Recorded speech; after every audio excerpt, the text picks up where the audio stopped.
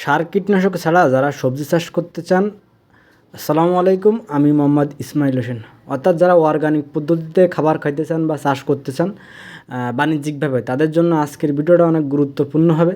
দেখতে পাচ্ছেন, এটা হচ্ছে আমার বেগুনের প্রজেক্ট। অর্থাৎ এটা আমরা বাণিজ্যিকভাবে করছি, এটা বলা ভুল হবে। আবার পারিবারিক খাওয়ার জন্য করছি, এটাও ভুল হবে, কারণ এখানে জায়গা খুবই সীমিত, 2-2.5 কাঠা মতো জায়গা হইতে পারে। তো এখানে যা কোনো কারণে আব্বু সব কিছু আমাদের লাগায়, সেই সুবাদে এখানে লাগাইছে। বাট বেগুন আমাদের দিকে তেমন একটা চাষ এখন করা হয় না, এটাতে প্রচুর রোগের আক্রান্ত হয়, যার জন্য বেগুনে তেমন একটা সুবিধা করা যায় না। এই জন্য আমরা বেগুন এখন এভাবে রোপণ করি না। তো খাওয়ার জন্য আসলে এখানে করা, বাট আমাদের মানুষ 4 জন পরিবারে খায়, তো এত লাগবে না, হয়তো বা টুকিটাকি কিছু। যাই হোক, দিন শেষে এখান থেকে বিক্রি হবে। তো আপনারা যারা এই সার কীটনাশক ছাড়া অর্গানিক পদ্ধতিতে উৎপাদন করতে চান, তাদের জন্য ভিডিও। দেখতে পাচ্ছেন, এখানে আমার কম হইলেও প্রায় 100-200 মতো বেগুন গাছ আছে। তো বিগত আপনার রমজান মাসে আপনার বেগুনের দাম না থাকার কারণে আব্বু এখানে কোনো প্রকার কীটনাশক দেওয়া অফ করে দিছিল, যে দাম নেই, ফাও আর কীটনাশক খরচ করে, টাকা খরচ করে লাভ হবে না, 2-5 টাকা কেজি, এই জন্য এখানে টোটালি স্প্রে অফ ছিল।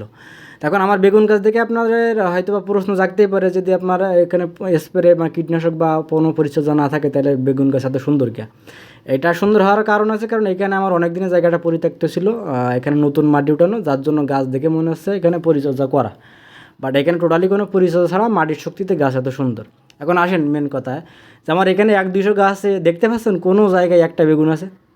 কোনো গাছে কিন্তু একটা বেগুনও নেই। এমনকি এখানে যদি আপনি 1 কেজি বেগুন খুঁজে বের করতে পারেন, এই 200-250 গাছ থেকে সেটা হবে না।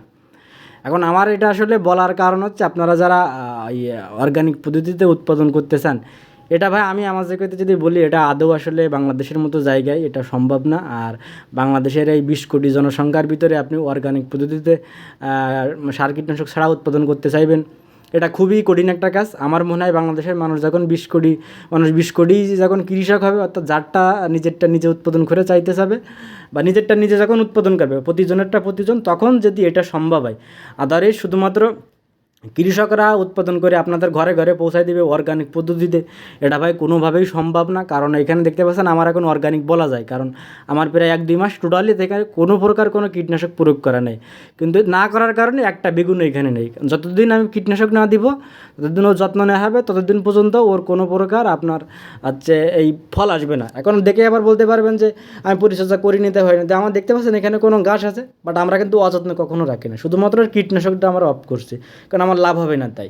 আর আমি এটা আপনাদের বুঝাইতে চাইতেছি ভাই, আচ্ছা আপনার বাণিজ্যিকভাবে কখনো চিন্তা করতে পারবেন না যে আপনি অর্গানিক পদ্ধতিতে কি সার কীটনাশক ছাড়া লাভবান হতে পারবেন। এখানে দেখতে পাচ্ছেন আদৌ এটা সম্ভব? আমার এখানে 200 গাছের ভিতরে একটা বেগুনও, কোনো গাছে আপনি দেখতে পাচ্ছেন, আমি যে ভিডিওটা দেখালাম, কোনো বেগুনও নেই।